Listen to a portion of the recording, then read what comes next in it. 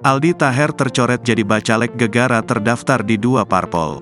Aldi Taher dicoret sebagai bakal calon legislatif, bacalek, untuk pemilu 2024. Ternyata Aldi Taher terdaftar dalam 2 partai politik, parpol, lalu 2 daerah pemilihan berbeda, begitu juga dengan 2 kursi parlemen yang ditujunya.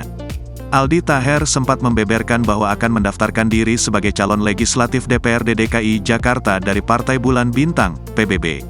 Namun, nama Aldi Taher ternyata dicoret oleh pihak Komisi Pemilihan Umum, KPU, DKI Jakarta. Hal tersebut dibenarkan oleh mantan suami kedua Dewi Persik itu. Aldi Taher mengungkapkan alasan namanya dicoret karena ada beberapa berkasnya belum lengkap. "Saya dicoret di DPRD-nya, karena memang syaratnya kurang lengkap," ungkap Aldi Taher di kawasan Tendean, Jakarta Selatan, Senin, tanggal 14 Mei tahun 2023. Meski begitu, Aldi Taher memastikan jika dirinya masih terdaftar sebagai bacalek DPR RI dari Partai Perindo.